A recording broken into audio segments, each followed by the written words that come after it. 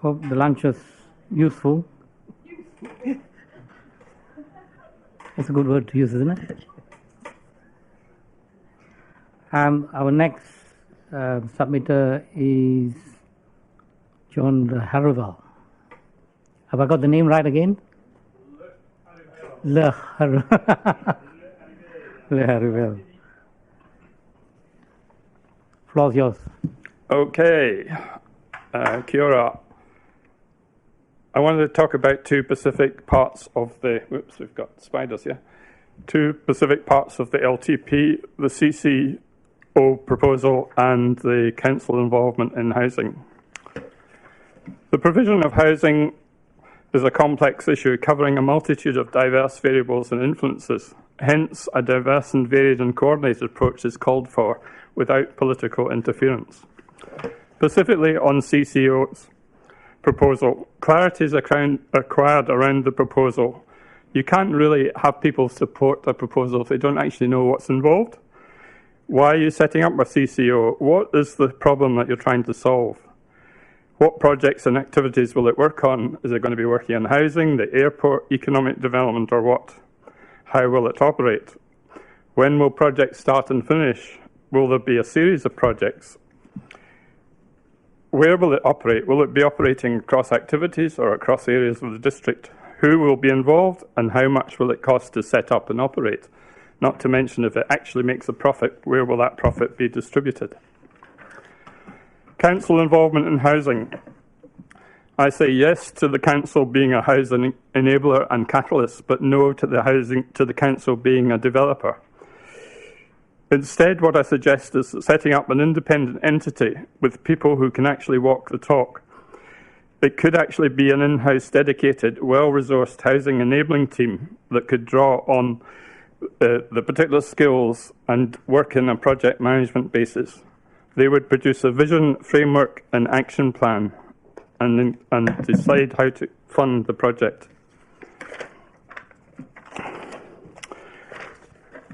Sorry, I'm dashing about here. Right, in terms of vision, the vision I would see that this entity would deal with specifically would be about increasing the level of housing supply, reducing homelessness, increasing the level of home ownership, increasing the supply of affordable rental accommodation, making provision for emergency housing, increasing the level of social housing, increasing the number of housing tenure options, increasing the number of players involved, and increasing the quality, incorporating good design and address sustainable and climate change issues. The framework should establish initial funding for a minimum of 3 years and create a pipeline of delivery of projects. The action plan should establish key priorities and performance indicators required to achieve the goals set out and establish a communication plan. But specifically, in terms of the council, the action plan should address how to tackle policy constraints, regulatory roadblocks, including the district plan, roadblocks of consenting issues, and the environmental issues of providing sufficient and in advance infrastructure and the level of development costs. Thank you. Questions? Councillor Coates. Hi, John. Hi. Welcome back again. It's been a while since we've seen you in here. Yep. You made other comments throughout your submission around community boards, which was sort of, I guess, outside a little bit around the long-term plan. But we recently had a representation review, and I wondered whether you had participated or provided feedback into the representation Yes, I did. And yeah, basically, I'm not in favour of community boards. I think they're ineffective. I don't think they have any power. And I think they're just another roadblock. They're just another layer of bureaucracy that you have to get through. And quite frankly, I don't really see that they have a function at all. Okay. It was mainly whether you participated in the review that I was interested in. Yes. You'd also made some comment there around project management, and I just wondered whether you knew that we have recently, within the last 12 months, set up a project management office. I actually commented and said I thought it was a really good move, and I'd like to see that throughout the council. And I think instead of considering possibly employing new staff all the time, you might think about working in teams and setting up teams to do projects. So they'd set them up and then they'd disband them in and set up another team for another project with all the appropriate people. Okay. I think it's a good way to operate. I mean, that's how we operated in Wellington City Council. We had a project office. Thank you. Councillor Halliday. Thank you, Mr. Chair. Thank you for the submission, John. I just wanted to comment and just say, look, you've given me a lot of food for thought, and I really appreciate that. Thank you. Yeah, that was, I didn't have any set questions as such. I just wanted to acknowledge that. Thanks. Councillor Randall. Yeah, thank you. My question is directed to you in CCOs and housing. Now, do you think that there's an opportunity for CCO to buy land, service the site, and hand it over to a social housing organisation? Or how do you view housing and CCOs? Well, I think basically the council isn't set up in its culture and the way it's set up to be a developer. I mean, I've said on other occasions on Facebook, developers are nimble, they're very financially astute, they're very sharp. They certainly, very few of them have social conscience. They don't get subject to all sorts of reviews and public involvement apart from through the consenting process. So I think the council's the very antithesis of this. So I think the council would find it very hard to act as a developer in the way developers operate. Because developers understand what they're doing, they've got the skin in the game. I mean, to coin the Wellington Company boss, I remember him in an interview saying developers had to be right bastards, and I think that's the last thing a council would want to be. So I think it's a completely different culture. I don't think councils are set up to deal with it. But I think there's other ways that councils can get involved. Anybody else? No? Thank you, Mr. Haribel. Merci beaucoup, monsieur. Thank you for coming and speaking to your submission.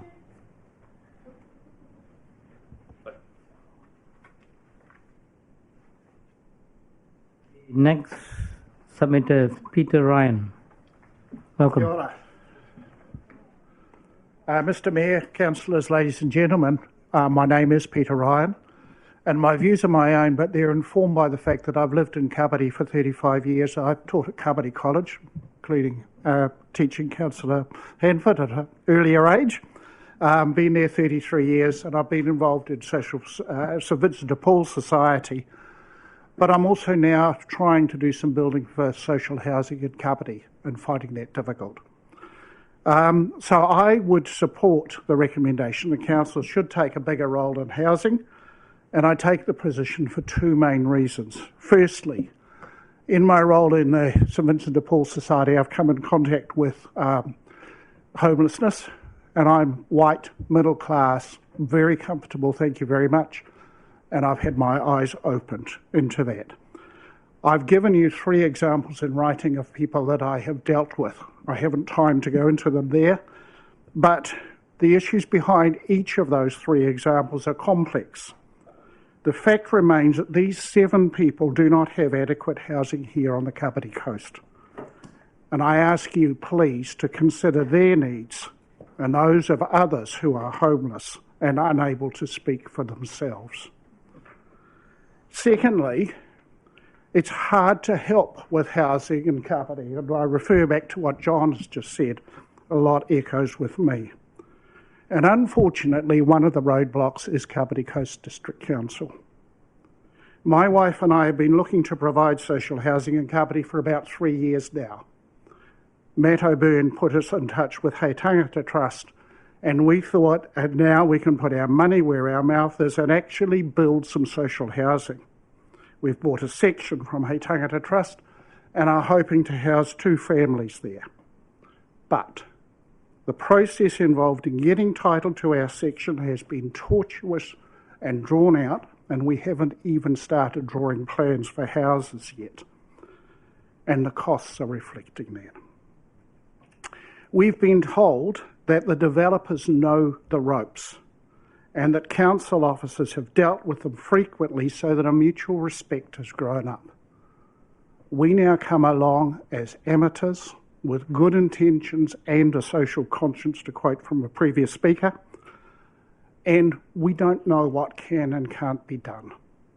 And therefore we find it difficult to recommend to other people of goodwill, get involved in providing some social housing on the Kāpiti coast. It's a good thing to do. It's actually not. But, as I've said, the need's there, and I can talk about individual people where I've seen that need. And we all know if we don't meet that need, we're risking disruption to all of our society. We need our people housed. Now, I'm not a technical expert, but I've got one practical suggestion. Could council delegate to a councillor officer the role of an amicus or a friend to those who are trying to provide social housing? Someone who would take us by the hand and lead us through the consent processes so that we know what questions to ask. We don't have to come back and ask them again, so that we know what documentation we need as that's going through. So in conclusion, Mayor Guru and councillors, I strongly support the council having a stronger role in housing, and I urge it to actively assist people of goodwill who are attempting to provide social housing on the Kāpiti coast. Thank you. Peter, I hear you. Thank you. Questions, please. Councillor Randall. Yeah, thank you. Yeah, I also hear you quite well. And I would just want to qualify this. The council had a slogan, they don't seem to use it anymore, open for business. Now, you seem to be saying they're not open for business as in relationship to social housing, and that you would, and they should employ an officer to help assist people who want to develop social housing. Is that my understanding? That is your understanding, except I'm not suggesting that you need to employ a new person. I'm saying that I and others who are, because there's 5 families involved in doing this, working together and hoping to provide housing for 12 families. When we go to council, we get a different duty planning officer every time. We restate what has been said. The officers, and understandably, are reluctant to make decisions on the spot. Everything has to go back through the proper consent process. Now, I can understand, looking at it from the big picture point of view, that there has to be proper process, that we don't want to be providing substandard housing.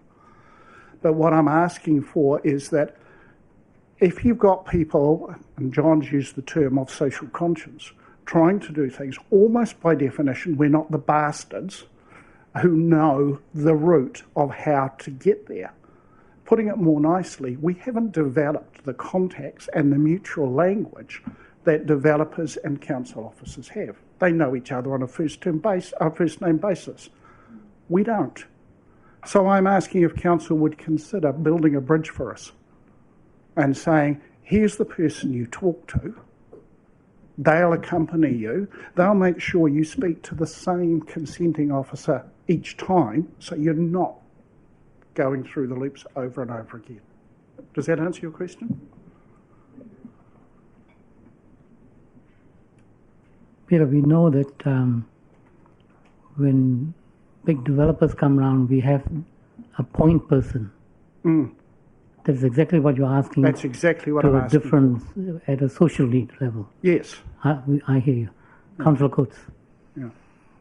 Peter, firstly, I want to acknowledge, I guess, the approach that you and your associates are having to those that are vulnerable within our community. If there was others like you out there, it would certainly help within the situation. And likewise, I hear your call for, I guess, something to change.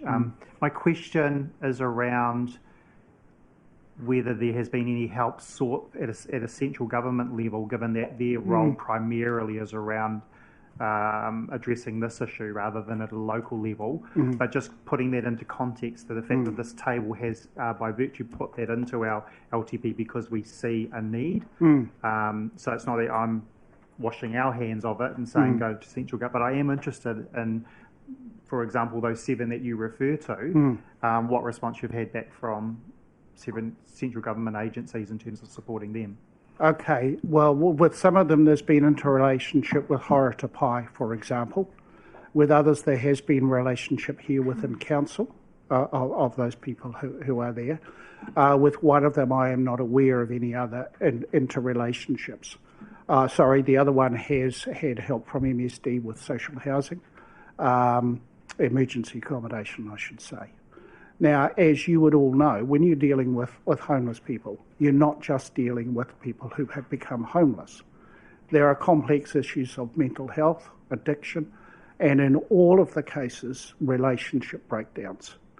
And they seem to be the catalyst for them going up. So it's not a one-stop shop. It's not an easy thing. But I guess where I'm coming from is that we know in New Zealand we have a shortage of housing. Therefore, it's rationed. And the ones who are going to miss out are the ones who are at the bottom of the heap.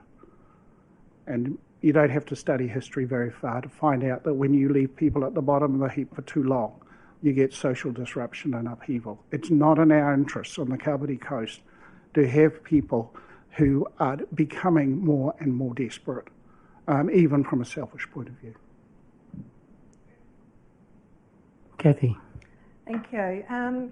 Peter, from the time you purchased the land to build the houses on to where you are now, how long has that taken, and whereabouts in the process are you at this point in time? Thank you. That's a really good question.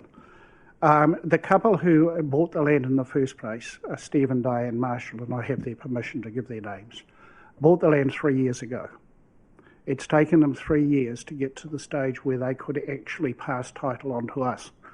We made an offer and put a deposit in October for our section, and that only passed through council processes in April this year. So they were waiting, and I don't know how many million they invested personally, or borrowed rather than invested, for money to come through, and they are not happy, to put it mildly. We have owned the land for about 6 weeks. We have now found out that we are in a roading corridor where we require acoustic reports for where we are building.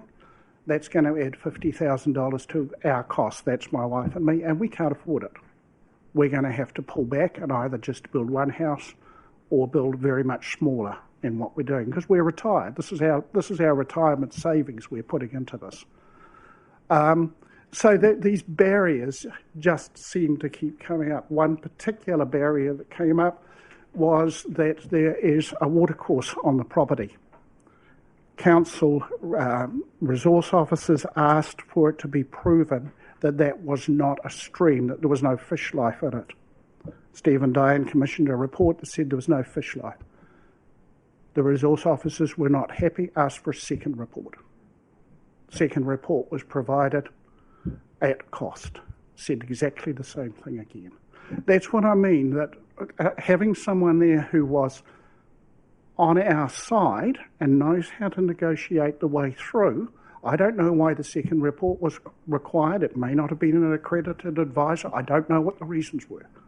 But that's what I mean. That's what we're up against.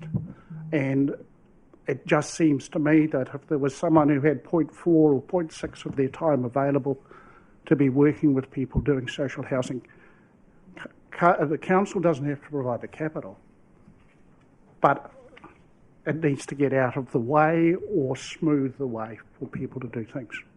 Councillor McCann. Kia ora, Peter. Thank you very much for coming today, and it's good to see you.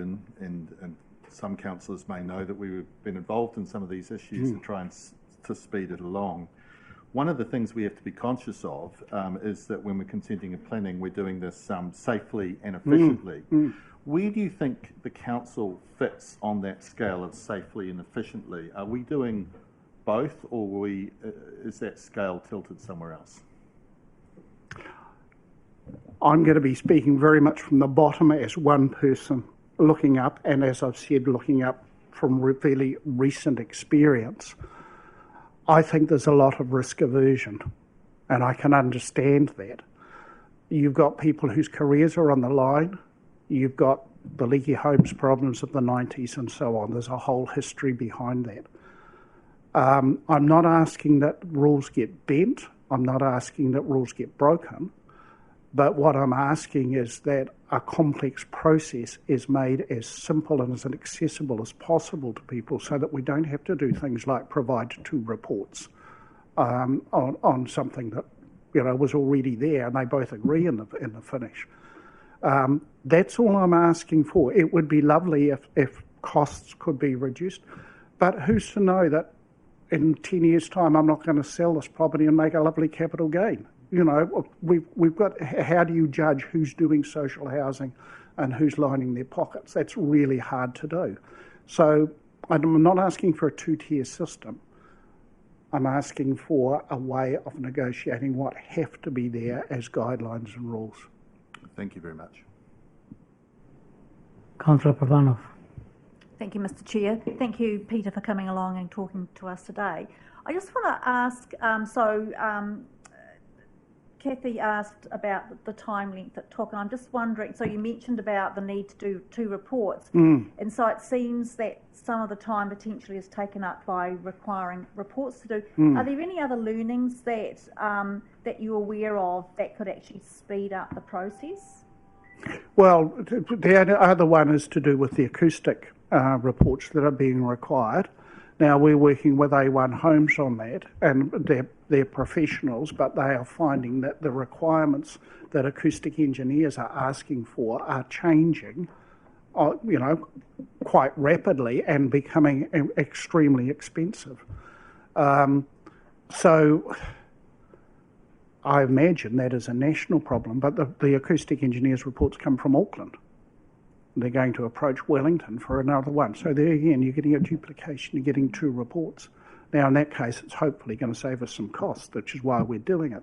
But it just seems to me that this duplication of things, and when you consider that we're opposite Boat City, used to be State Highway 1, it is an arterial road. But why can't we plant trees? Why can't we mitigate noise in that sort of way, rather than having to use industrial-grade windows instead of residential windows? Thank you. Councillor McCann, you've got another question. Thank you, Mr. Chair. Sorry. Thank you, Mr. Mayor. You raised a really, really good point that Jocelyn was just talking about there, the extra reports.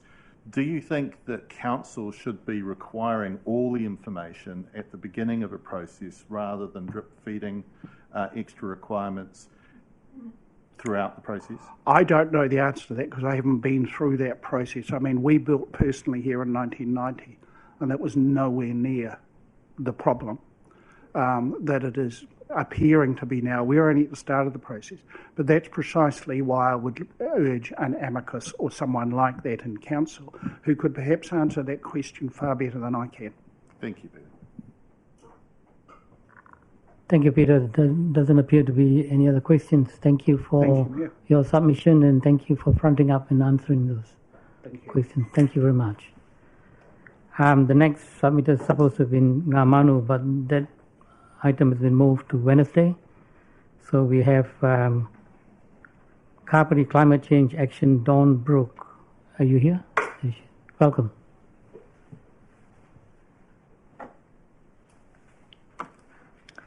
Kia ora tātou. You've heard from us before, the Kāpiti Climate Change Action Group, and our name of our group speaks for itself as to what we do. And I invite anyone behind me who isn't involved in climate change and anyone who might be listening in to this discussion to think about joining us. You can find us on a Facebook page.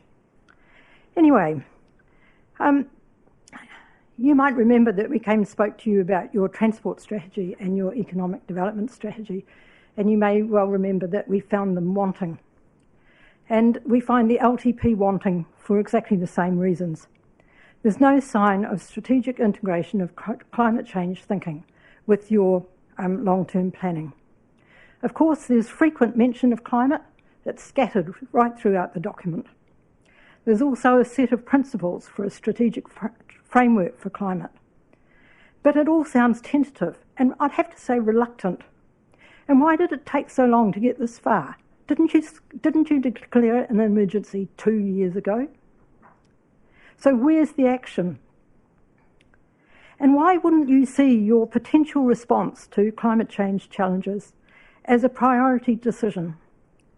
taking this major opportunity to position it in the public mind as just as important as you clearly see the airport, a CCO, the Paikakariki seawall and housing.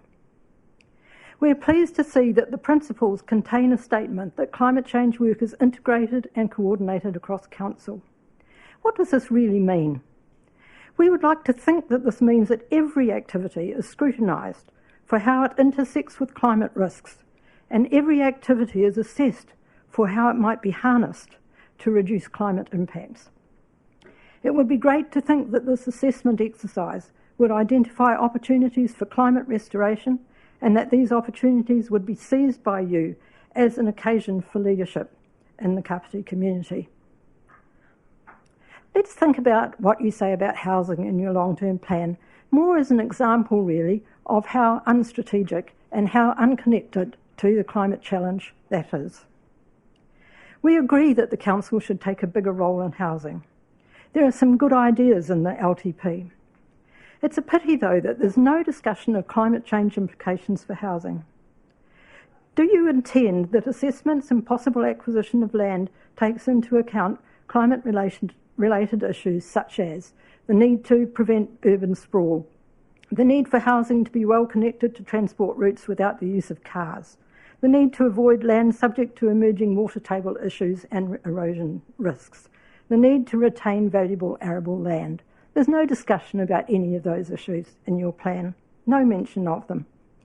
Do you have any plans that address how additional housing you or your partners provide will be made energy efficient?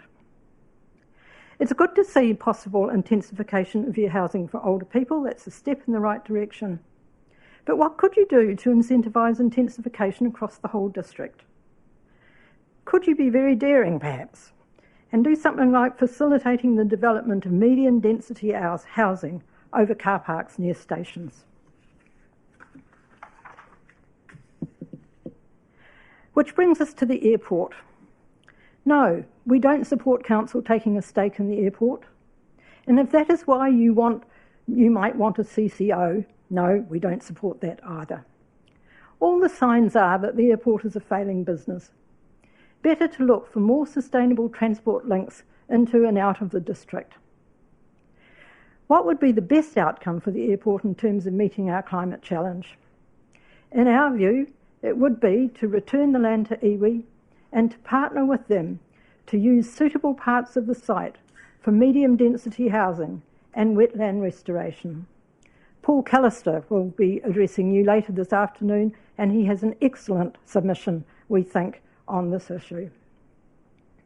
In sum, this LTP is another missed opportunity for KCDC to get ahead of the game on climate, to be on the right side of history, and to take a leadership role in bringing people of the district together behind a goal to reduce the district's emissions. And just as a final point, this LTP, and putting it alongside the so-called Sustainable Transport Strategy and the Economic Development Strategy, really indicates that it is time for this Council to have a climate change committee so that the work on climate change is driven by a really savvy group of councillors who are committed to this issue.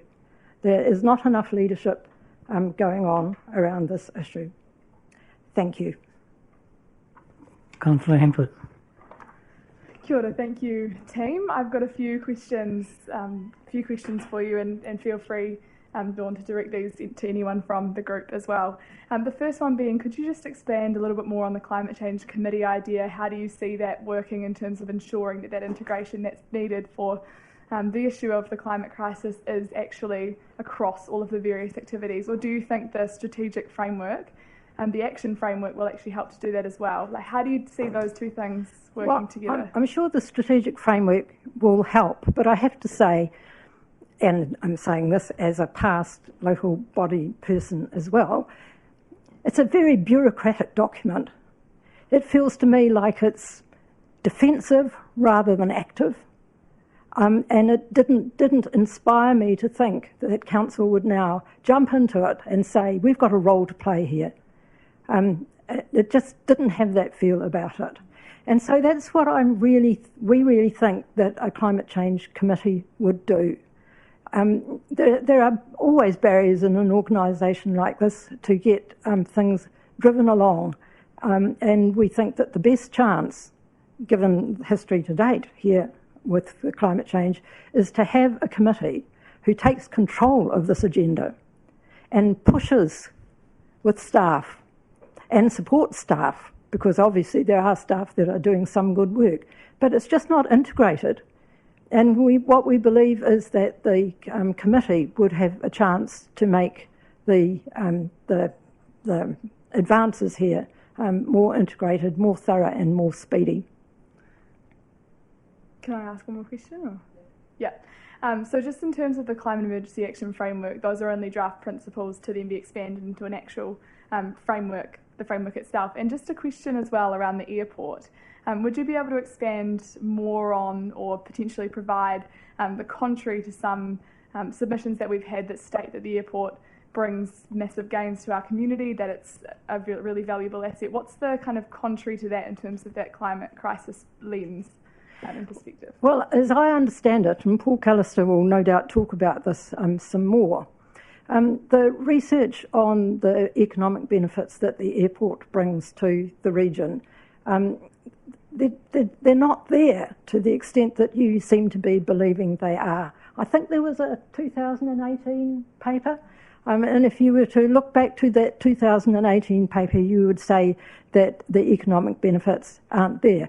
We think there obviously are benefits to individuals, but the benefits go to the individuals in this community who can afford to fly, and the benefits are not there for the ordinary Kāpiti resident who probably doesn't use the airport more than, say, once in a couple of years or something like that. There's no evidence that councils who have airports are pleased to have them from the point of view of a return on their investment. So if you were thinking of investing in it, we just think that's a recipe for money going down the gurgler. So there's some of our thinking on the airport, but I do refer you to Paul Callister, who is our resident expert on that topic. Councillor Prabhanov. Thank you, Mr. Chair. Thank you for coming along today and to speaking. So in the long-term plan document, the consultation document that's been put out, the words like adaptation, mitigation have been used.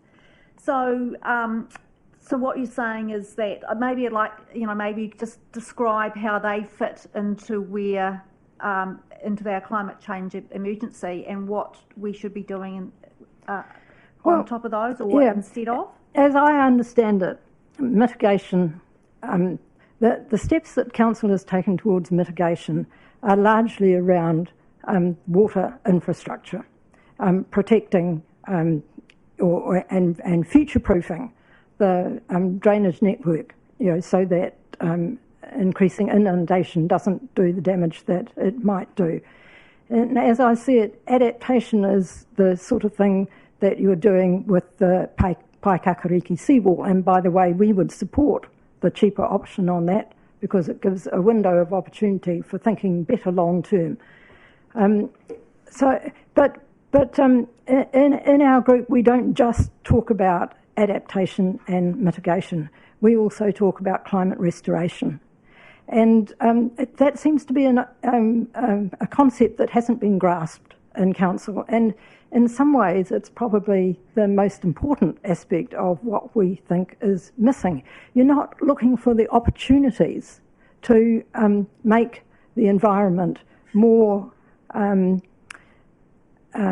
capable of absorbing emissions and decreasing emissions.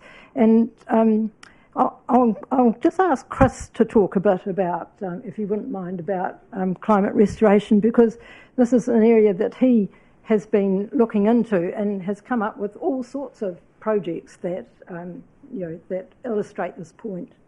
Yeah, there is a lot of work being done overseas, not much in New Zealand, on the topic of climate restoration. This is essentially taking greenhouse gases back out of the atmosphere and is, if you like, the third arm of the fight against climate change. Now, California have just very recently put up a bill which is actually going a lot further than the Paris Agreement. They're actually attempting to get their climate emissions, or their share of climate emissions, back to pre-industrial levels.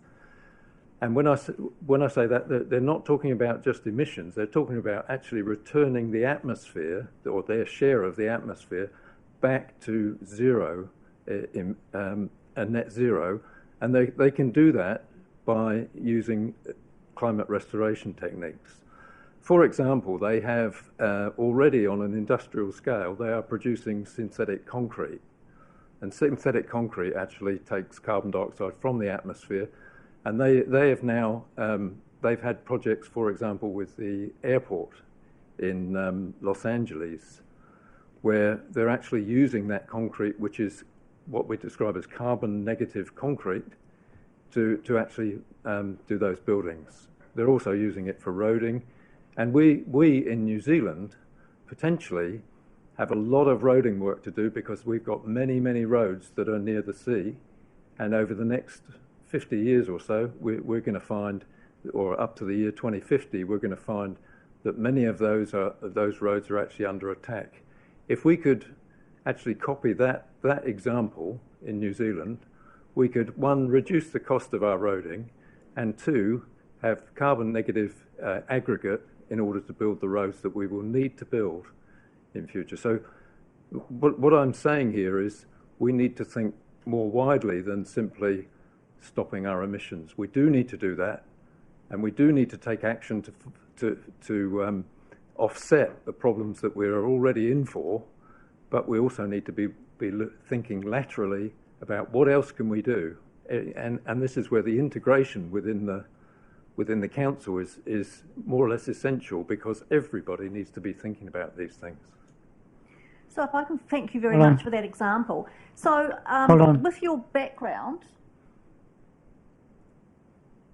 Yep, continue. I'm just wondering whether or not the example that you gave us is any more expensive than what is currently used, or whether other climate restoration projects tend to be more expensive, or not necessarily? Well, climate restoration is still in the early stages. I have to say that. I mean, there are other projects like, for example, seaweed farming. I would have to go back and do a bit of homework, but I can get back to you on the relative costs of, say, quarrying limestone as opposed to manufacturing it. But of course, there are other benefits as well if we don't have to quarry.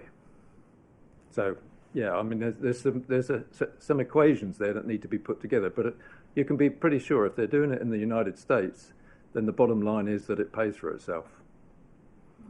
Thank you. Councillor Compton. Thank you. Through the Mayor, thank you for coming in today. Just a couple of hopefully quick questions from me.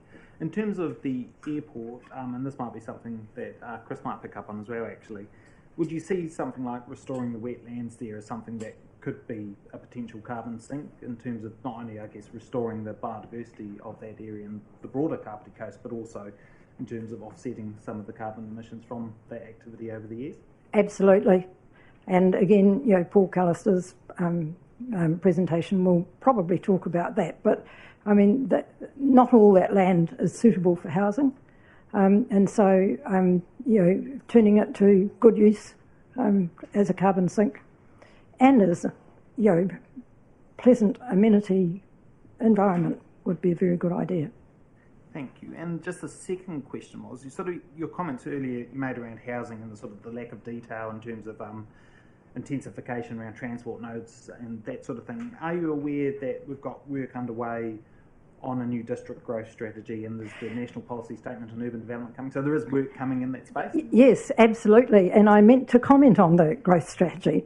The idea of having a climate change committee a really good argument for that is that we do not want a growth strategy that is as unsustainable as the transport strategy and the economic development strategy. And one of the things you could do to perhaps avoid that would be to have a climate change committee who directs that work. You know, obviously in concert with the chief executive, but you know, having a strong role to play in developing a strategy like that. There are so many hooks in a growth strategy that could, in fact, you know, be counterproductive from a climate point of view. Perfect, thank you. Yeah, thank you. My question relates to the Paikakariki seawall. You mentioned it, but you also say there it is barely defensible to spend $17 million on it.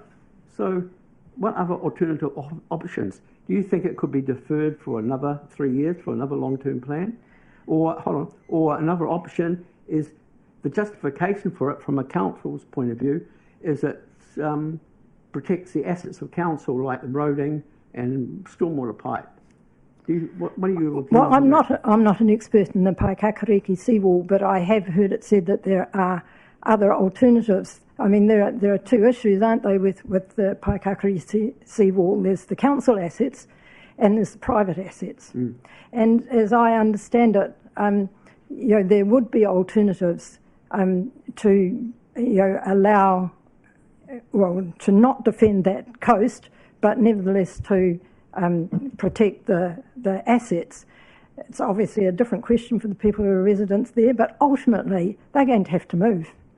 So, you know, I don't see a wall as being, we don't see a wall as being totally essential. But we do accept that, you know, at this point, the $17 million proposal is probably what's going to go ahead, and it's probably a bit late not to do that. Thank you. Councillor Hanford.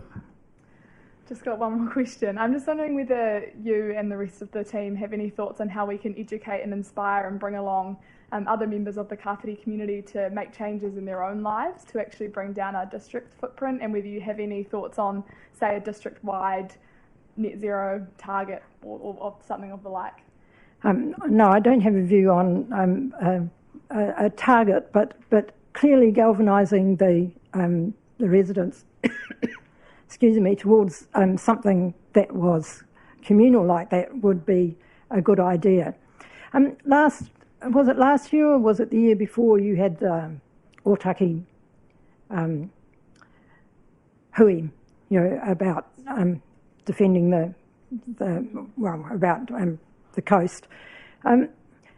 We were always hopeful that there would be a series of such meetings that would pick up on different topics and invite people in the community to come and hear what other people are doing and what there is to say. Nothing has happened about that, which seems, you know, to be a shame. In our group, we try to, you know, share the information that we've got, but we don't have the money, we don't have the vehicles that you have. And it seems to me that there are opportunities, even through the LTP, which obviously plenty of people have read since so many people have responded. There would have been many opportunities in the LTP to have actually talked with the community about the challenges of climate change.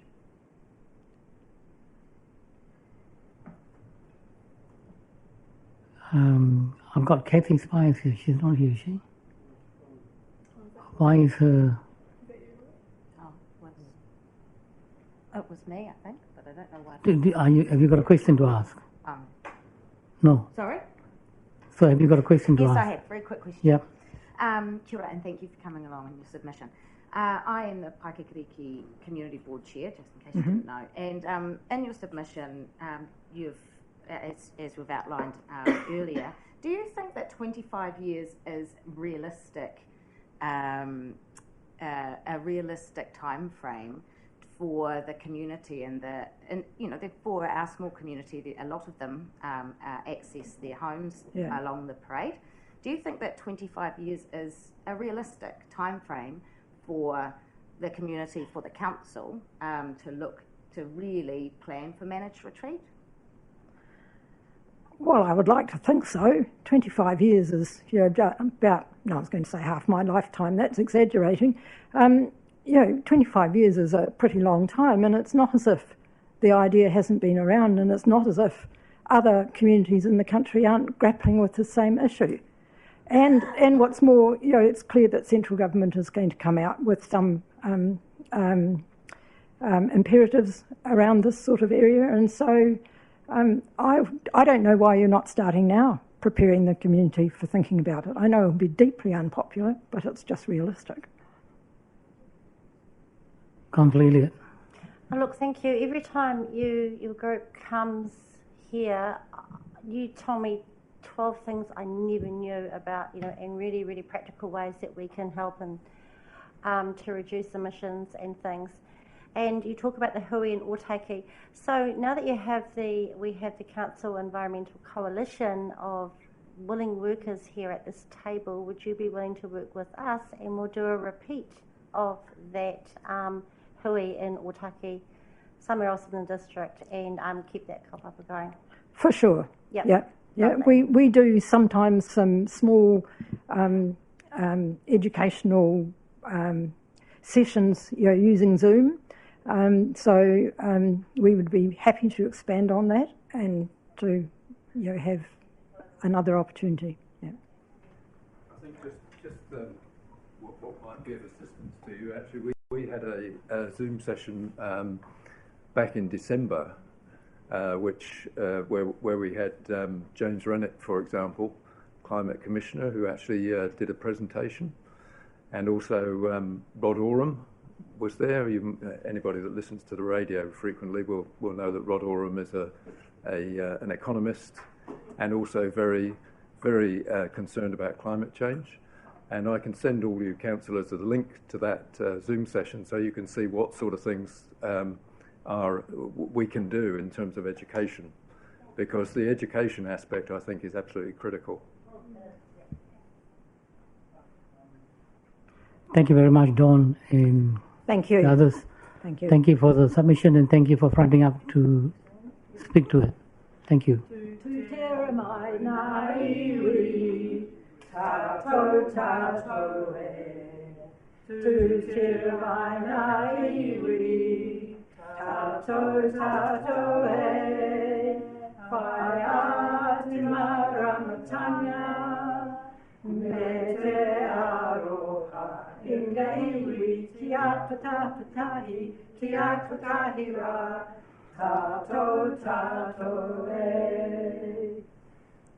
Kia ora.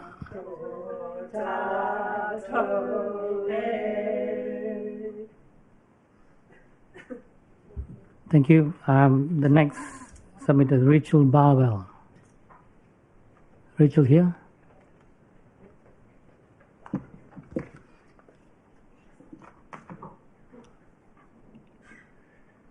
Kia ora tātou, ko Rachel Barwell aho, ka noho aho ki Raumati, Kāpiti.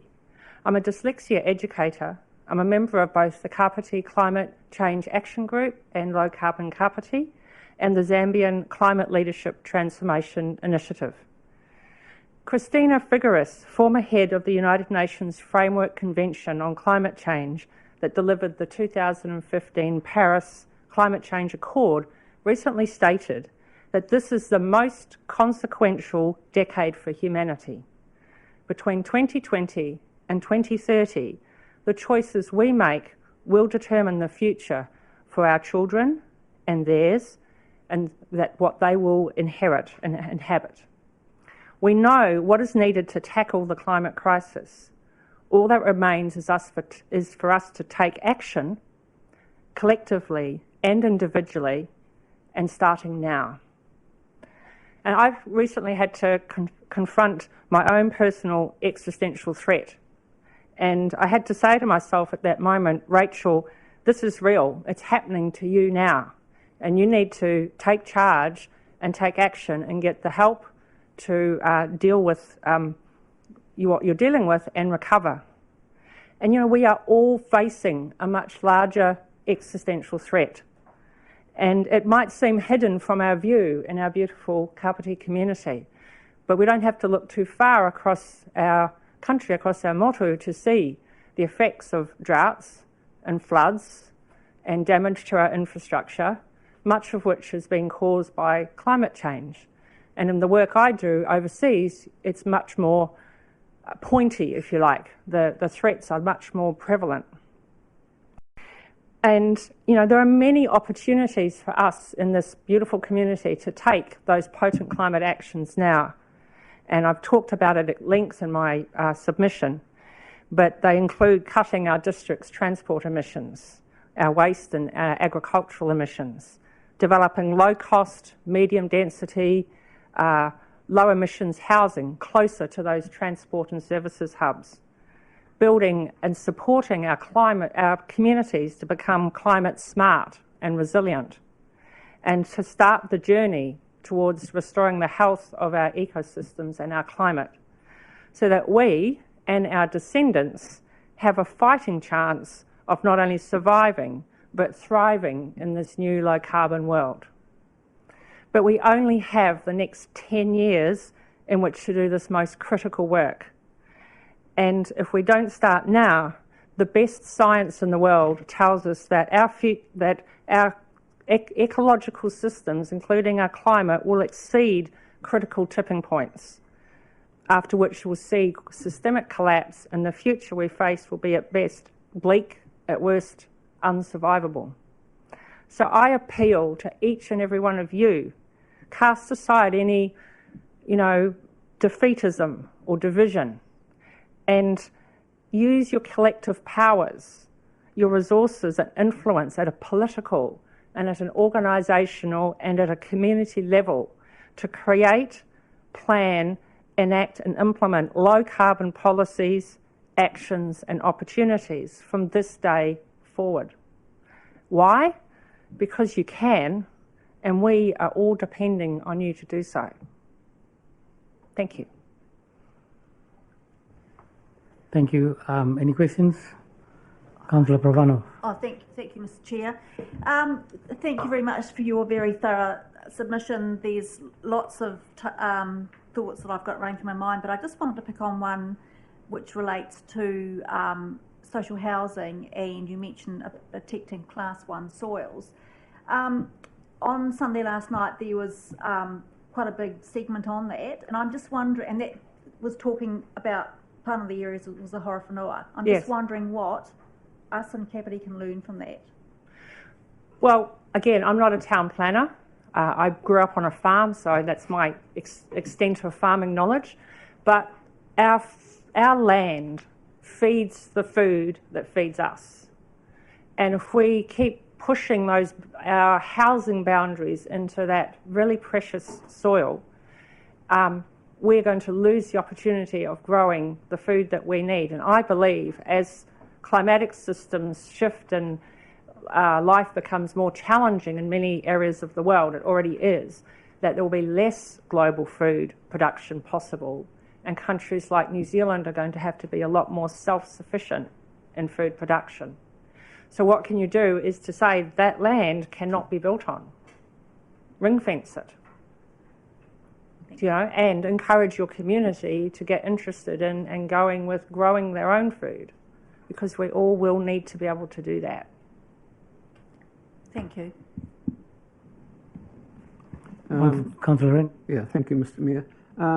My question again relates to the Paikakariki seawall, and one of the reasons you give for supporting the second option, if you like, the 17 million option, is that it will increase local employment and keep ratepayers' funds within the community.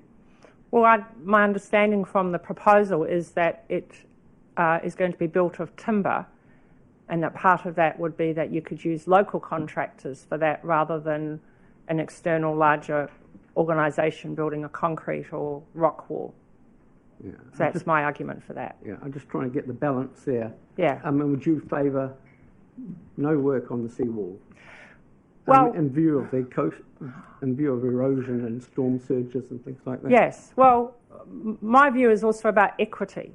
It's 1 kilometre, mile, I'm not sure, of a 45-kilometre coast.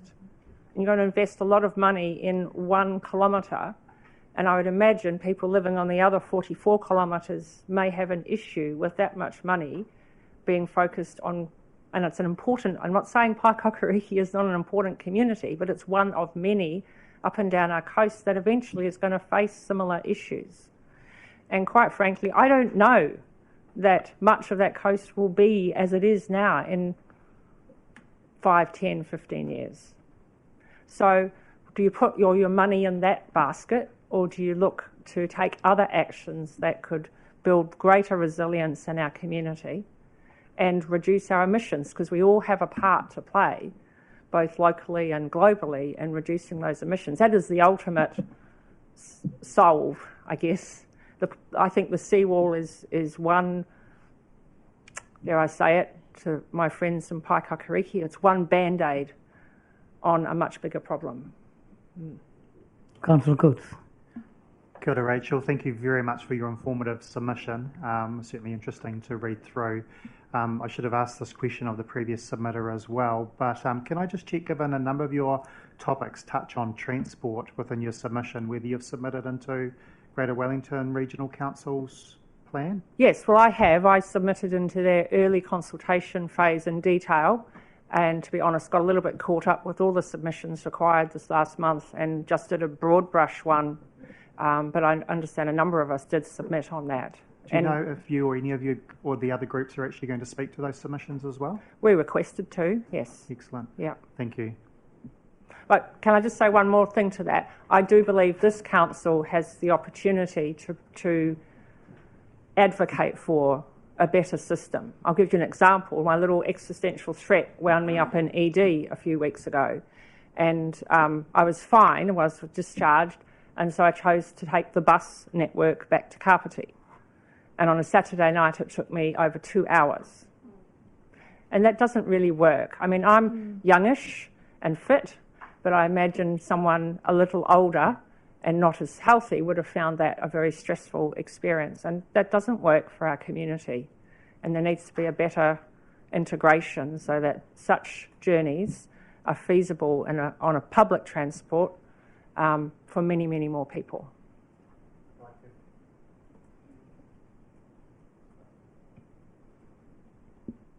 If I could just briefly respond and say I agree, and I just recently spoke at Horizons on similar topics around public transport options, and noting that one of our councillors is speaking to Greater Wellington as well, and listing the massive amount of submissions that we've had to them over the last 10 years requesting more public transport options.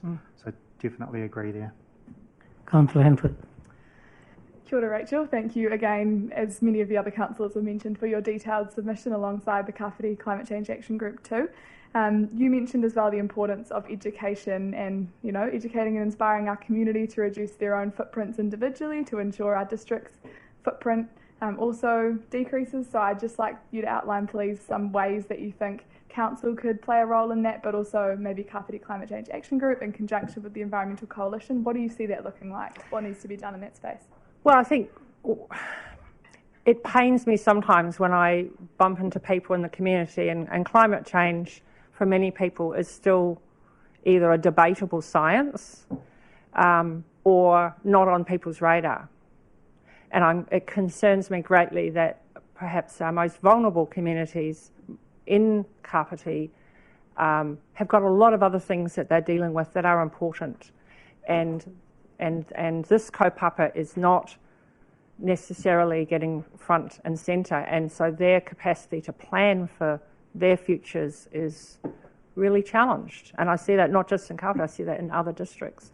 So I think there's that kind of broad conversation or korero about climate change and how can we as a community learn to adapt, learn to reduce our emissions and also start restoring our environment. But also more importantly is what can an individual do?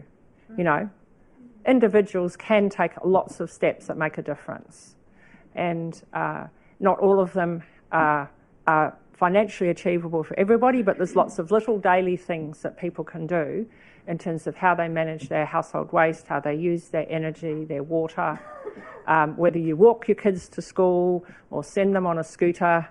as opposed to drive them in a vehicle, and unless it's part of a on your way to work or something. But there's lots of things. Public transport, so did that journey, and I don't know, it was one bus half full on a Saturday night, and there would have been lots of other single-use vehicles or single-passenger vehicles up and down the road that night. I was hopeful with COVID, when we all stopped and started walking in the streets instead of driving, that this might be our new future. And then very quickly it's gone back to everyone in their single-passenger cars going into Wellington every day. And I understand the comfort of that. I am not any angel in that capacity. I have done many of those things. But the reality is now that is damaging the very world we want to continue to live in. So we need to be making alternative changes, but we need to provide the infrastructure as a community to make it easier for people to do so. Councillor Elliott. Well, thank you, Rachel, for your submission. I've just checked our schedule of speakers and noted that we've got more time allocated for you, so I'm going to take full advantage of that. Rachel, you just brought up the COVID lockdown and the good effects it had on people and the environment, of course. So how does that work when even the Prime Minister gets on the media and tells the public, stop working at home, you need to go to Wellington to work? I'm really troubled by that. But then Wellington is full of organisations and the country is full of organisations like this. I'm concerned that their effort for, the wider effort for organisations of this size and bigger to reduce carbon emissions is nothing more than an accounting spreadsheet, a movement of numbers. Can you just talk a wee bit, just to help us understand how much that is a problem because the actual groundwork's not been done and the emissions aren't being saved? Yes, with all due respect, Councillor Elliott, I know you want to spend a lot of time. Yeah. I will give you that time because I've got the next speaker ready. Okay, so just... Okay. Well, let me give you one example, and I want to credit yourself, Mr Mayor, for starting the conversation about having more work that's currently done in Wellington be based in Kāpiti. And I used to work for an organisation that has a little satellite office here. I was based in Wellington, lived in Raumati, and I was able to come up to Paraparaumu. I was allowed out once a fortnight to come and work in Paraparaumu. And it made such a difference to my personal life at that time and my productivity. No one could believe I got more done on that Friday than any other of my 14 days or 10 days work, because it was just a nice little bunker that I could go work in. Now, Kāpiti could quite easily accommodate that kind of satellite type office situation from many government departments at a cheaper price than they're paying for terrace offices, and cut personal emissions, so you're not travelling in, and cut our district emissions, and keep all of our coffee money here in Kāpiti. Thank you very much, Rachel, for your submission and coming here to speak on it. Thank you very much. Our next speaker, submitter, Sean Johnson.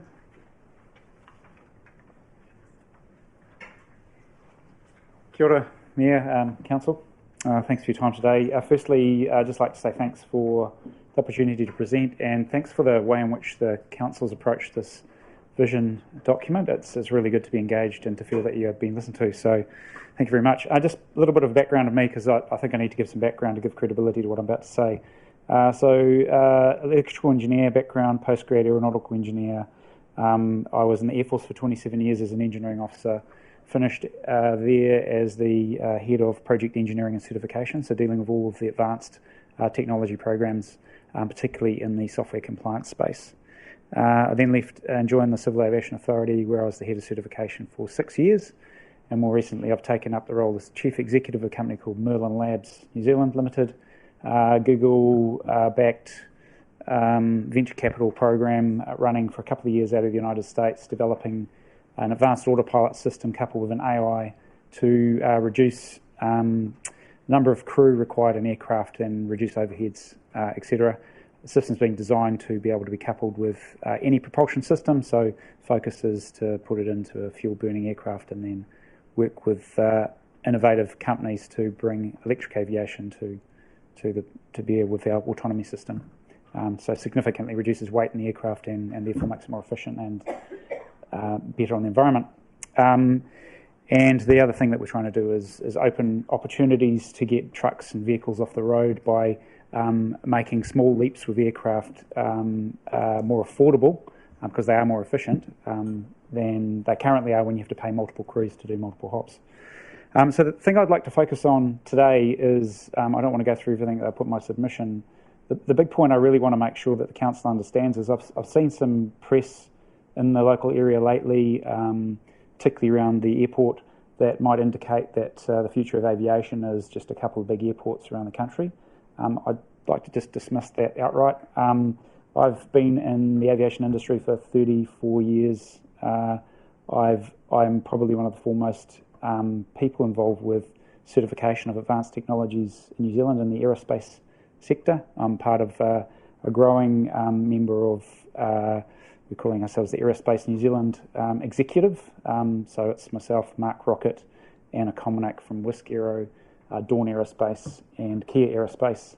And we're building a collective of people to form a professional body for advanced technologies in New Zealand.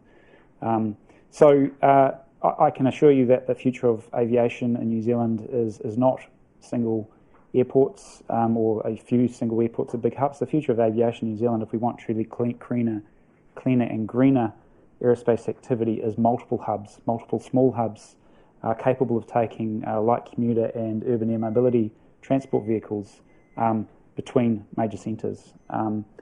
The big limiting factors at the moment with electric aviation and the future of aviation is energy density for power and batteries.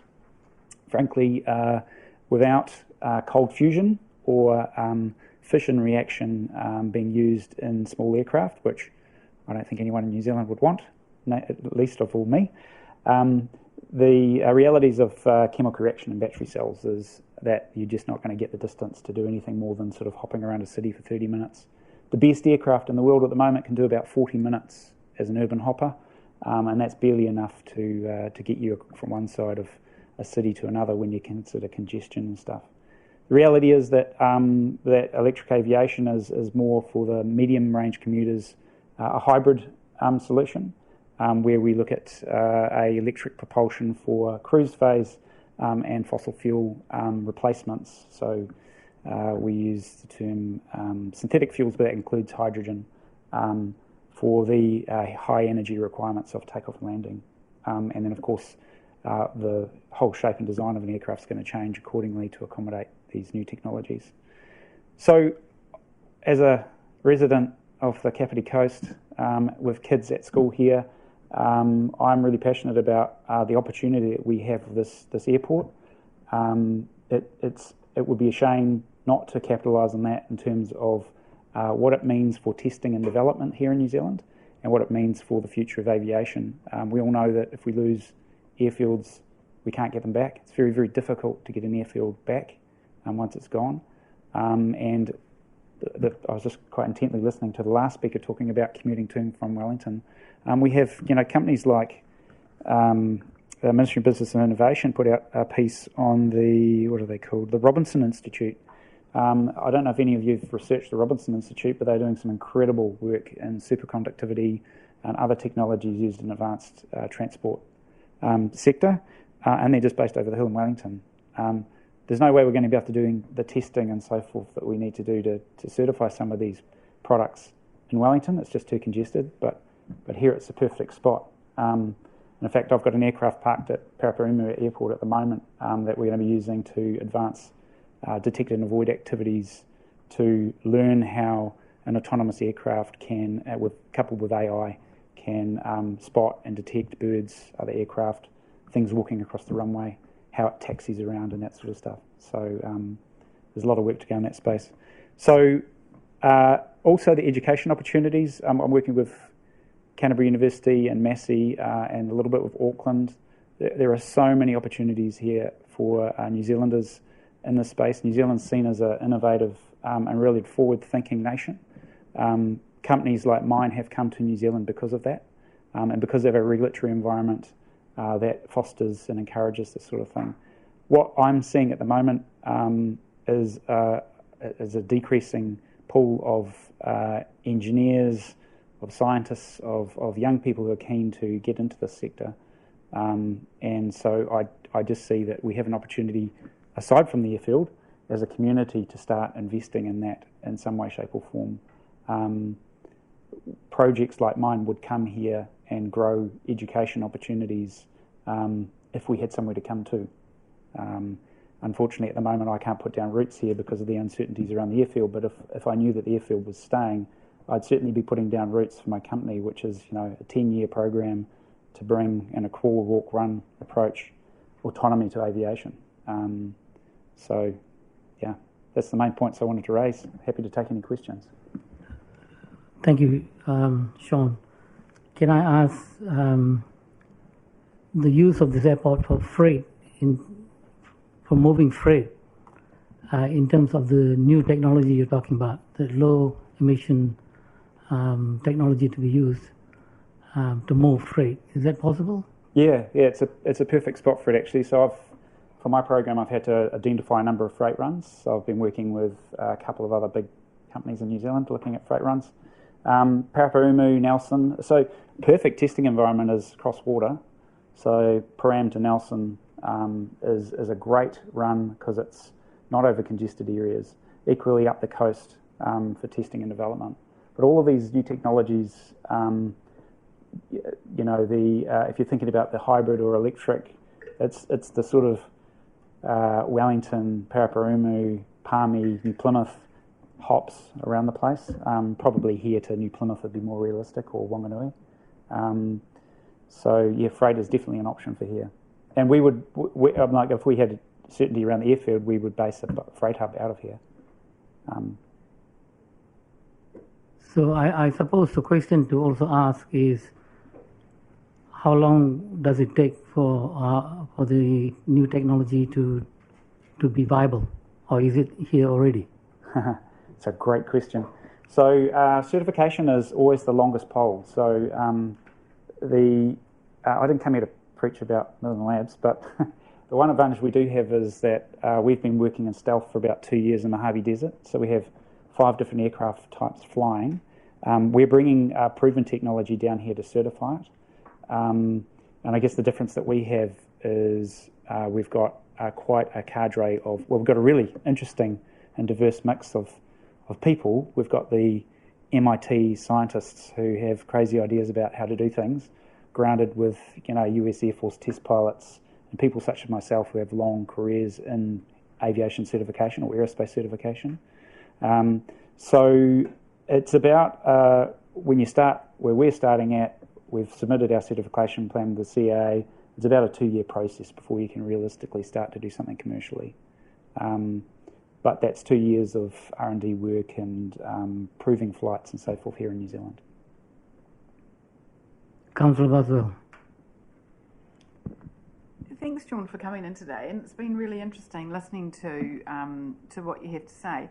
I'm just wondering whether you have had any proactive conversations with the airport owners and how that has gone for you. No, so I probably should just clear this up front. I'm in the Kāpiti Aero Club, and I'm vice president of the Kāpiti Aero Club at the moment, but I was head of certification at CAA when the news broke about the airport. So I have distanced myself from those discussions quite deliberately, and I've stayed distant from them. So I haven't engaged with any of the to and fro between airport operators and the airfield owners. However, recently I have been in touch with the airfield manager to look for some office space, and had a really, really good chat to him about the future of aviation. This is Simon Lockie. Simon's quite passionate about aviation as well, and he's done something quite interesting with his airfield up north in Parakai, I think. And so Simon's been helping me with bringing the Pipistrel electric aircraft here early June. So I've been leading that project for the Kāpiti Aero Club team. but that's something that we've had in trail for about 2 years. It was something that I raised with the Era Club at a council meeting 2 years ago when I saw it come on the radar as the head of certification for CA, and I said we need to do something as a group to think about, these Cessna 172s we're flying around, and realistically how much longer can we fly them for, and not how much longer can we fly them for, how much longer should we responsibly be flying them for from an environmental perspective. And so the pipistrelle we're going to be bringing up here on about the 10th to 20th of June. We're working closely with Meridian Energy on that. They're actually a sponsor of that aircraft for Electric Air in Rangiora. And we'll bring it up here. There'll be some advertisements around that, and we'll be inviting council actually out to have a look actually. In fact, we're going to invite a whole bunch of other groups, including the airfield operators as well. And to be fair, the airfield operators have been very, very supportive and helpful with that. Councillor Elliott. Thank you. My colleague asked my question, but I really do want to thank you. It's been really most interesting listening to you. No problem. If you have any other questions about the future of aviation technology, you'd be amazed what's in Kāpiti in this space, and you'll be amazed what's in Wellington, and you'll be even more amazed about what's going on in New Zealand. If anyone's interested, there's a Aerospace Christchurch. This is this group that we're forming at the moment. They have a good little website. Every month there's a list of speakers, and I was the guest speaker last month, and I was absolutely flabbergasted at the technology that's being developed in New Zealand that nobody has any idea of. And it's sadly a very typically Kiwi thing, is that we sort of do things in the back garage and then you wheel it out, oh, I'm doing this. Thank you. Yeah, really looking forward to this invitation to come look at a plane. Cool. Thank you very much for your time. Hold on, Councillor Coates. Sean. Oh, sorry. Boomerang back. Boomerang. Look, I'll be brief. Just 2 points. Could you just clarify why more smaller airports are required? Is it the similar approach with EV cars where you have certain charge spaces? I'm making an assumption here, and then I have a follow-up question. Yeah, it's exactly that. And it's all down to the battery design. So an aircraft like is anyone familiar with Whisk, the aircraft that's operating down in Tekapo? So I brought them out to New Zealand from San Francisco when I was at the CAA, and aircraft like that, to fly 40 minutes, the battery weighs 800 kilos. So you just end up getting limited by weight and practicality. Battery technology is, in those sorts of aircraft, is like equivalent to what goes into space stations and satellites and the like. It's absolutely cutting edge, but it is at the edge of the realities for that sort of technology. So it is going to take a bit of an evolution to really grow. I should have said, I'm president of the Royal Aeronautical Society for New Zealand at the moment. It's a 2-year term. Been with Royal Aeros for many years. I'm a chartered engineer with Royal Aeronautical Society. So I meet with the London Council on a bi-monthly basis, and our primary focus as an engineering society at the moment is the UK's Carbon Zero 2050 vision, and the society's role in that is looking at how we as professional engineers can encourage and foster young people, companies, investors into getting over the hurdle of thinking differently about how we're going to break through some of these technology barriers. Thank you. Second question, just very quickly. It was fortunate that you came in today on the back end of a couple of the submissions around climate, and I wondered whether yourself or your colleagues have considered meeting with them to discuss the opportunities, because obviously airplanes and the emissions from them is quite a big topic, and often raised with us quite rightly. And I just wondered, and even on the occasion when you've got this plane coming up, whether you would look at extending that invitation so there's a bit more of awareness on what those sort of hidden opportunities that you talk about are out there. Absolutely, and particularly in my role with the Royal Aeros and what we're trying to do there. Interestingly, there's the spin-off effects now for aviation are clear air turbulence. It's becoming a significant issue around the world. I don't know it's been a long time since we've been on international flights, but I used to travel quite a bit in my old job, and the frequency of clear air turbulence due to global warming is becoming quite a problem. And actually, we're already starting to think about design of aircraft and how you'd handle that sort of thing. So it's definitely everything connected and circular, and I'm super keen to be involved with the environmental teams that you're talking about, so please pass on my details. I mean, being a Kiwi in a coastal nation, you know, we've got to look after our environment, but to look after our environment, we have to encourage people in the north of us to do the same, right? So anything we can do, and that's why what I love about these technology companies coming down to New Zealand is that you saw what Jacinda Ardern managed to do with the terrorism. We are respected internationally as an aviation certification and technology-based nation. I think we have the advantage of being in a position of influence, so we need to use that carefully, and we need to think of the big picture environmental issues, not just ours. Councillor McCann. Kia ora. Thank you, Sean. It's been really informative. I'm just going to take a detour to one of your other questions, which was that you answered no, we shouldn't play a bigger role in housing, and you identified social housing.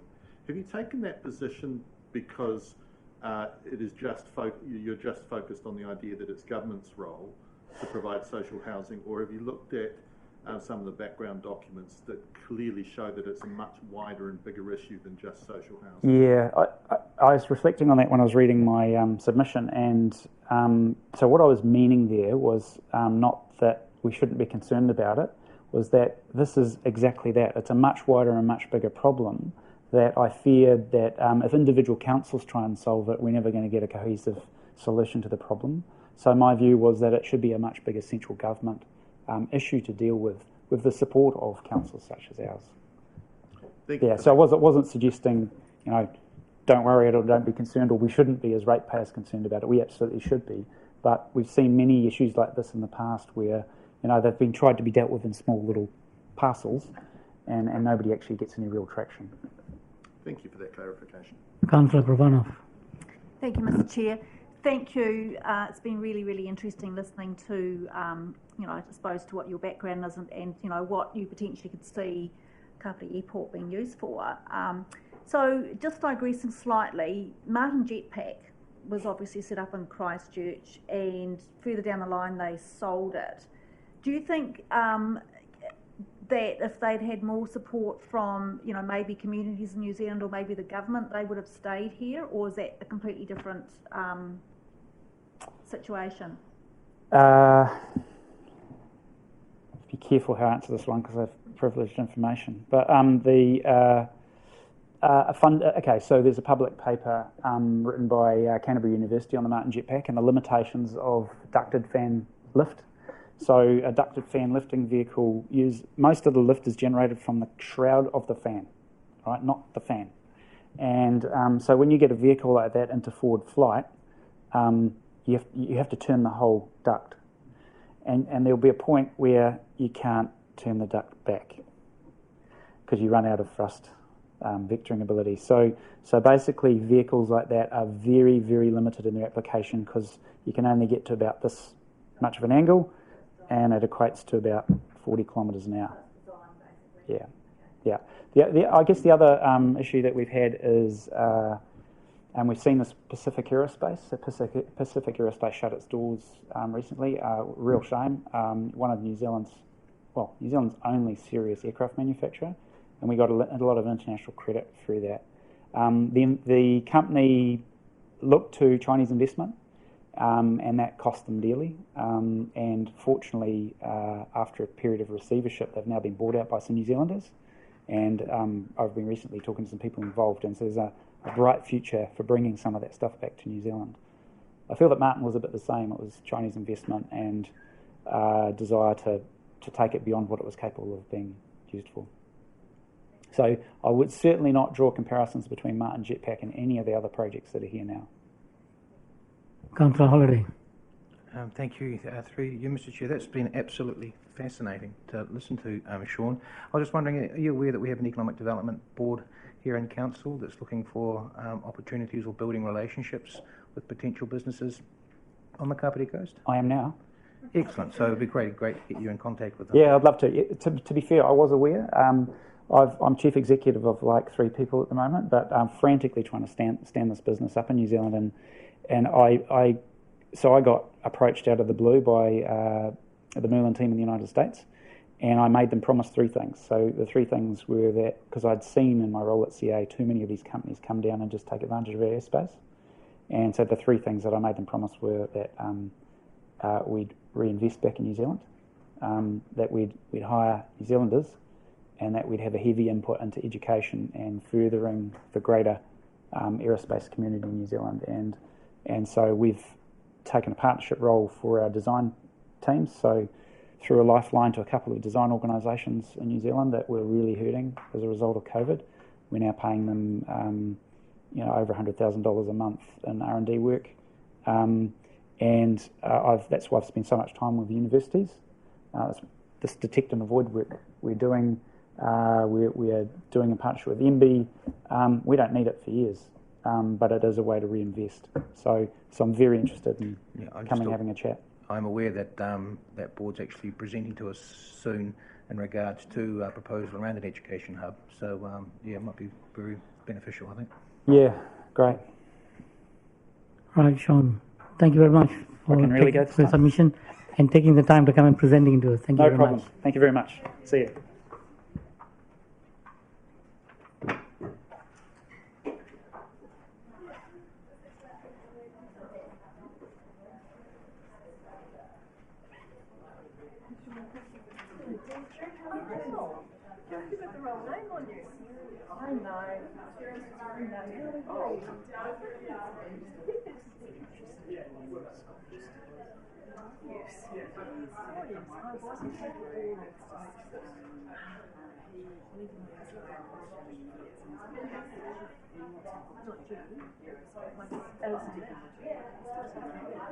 So that's afternoon break, back at 3:15.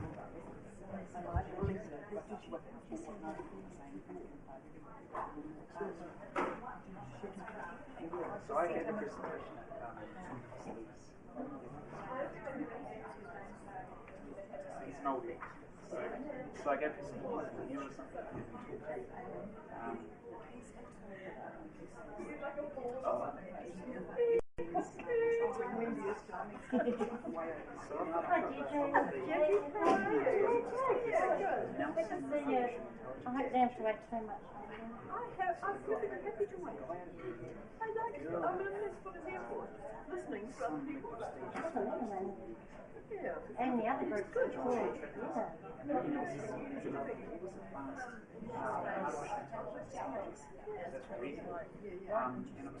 Did you say 800 kilograms? 800 kilograms. Go 40 minutes. Same weight as 800 litres of fuel. They use a lot more than 800 litres of fuel than a normal plane to do this. Fuel is a kilogram a litre. The weight, yeah, the weight too.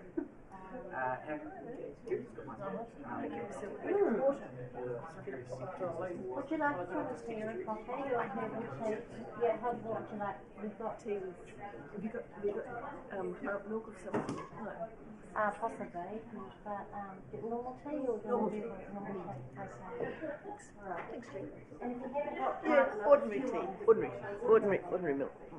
Yeah. Yes. So just for fun, but I've been actually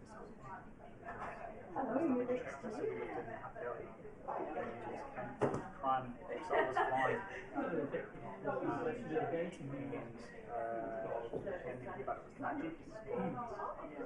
so litigation in schools, and what really disappoints me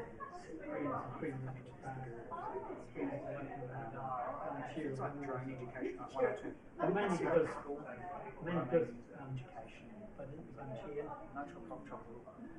They would have all and so the aerospace community we're talking about, literally this morning I was on my 15th phone call, none of those I said, how do they put together a free course? And we run a course.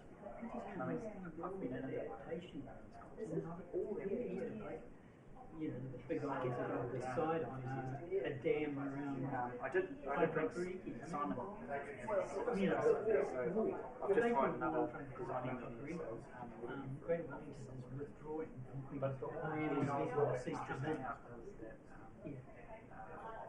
They've already stated that. It's like withdraw 40 metres. And then the sea take it. So the wall down Kāpiti is going to come along and then go in, because there's danger. They go up and you get down. I've flown it. It's your really good mate of the problem is you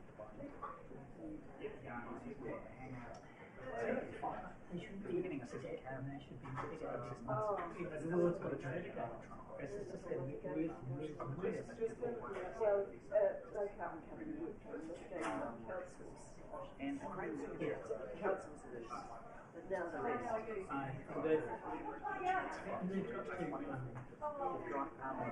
When councils have citizens to transport,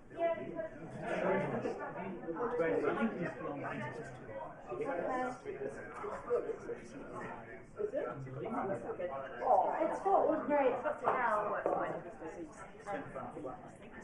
Okay, would you like to say a comment? That's something you can do. Climate friendly eating, farm milk. Yeah, cool.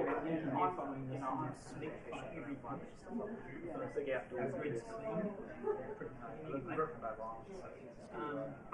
And you go there to national parks and regional parks and turn them all into climate. I really enjoy And turn them all into climate. Yeah, but it's So big we nothing to get in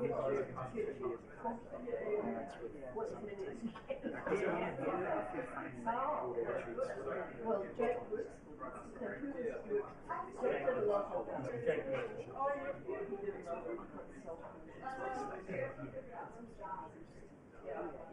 But the biggest project so far is reweeding the peatlands in Queen's Land. The northern reweeding the peatlands in the middle of the farm. It's maybe here, say, 2000. They've been years. And we've just run the Queen's Initiative. It's been quite nasty, actually. I found that we had approached this visually Simon was That's to reach the southern peak. 100,000 is to reach the southern peak. That's serious is a real issue. So we've been playing this game with money they don't really want to do that yet, but we've been playing this game with them. This is very much We've got $100,000. We've signed the checks. It's about reweeding the southern peaks. What about having covered? But he just lies on this. So Darren's been driving you. Darren Condon. Your son,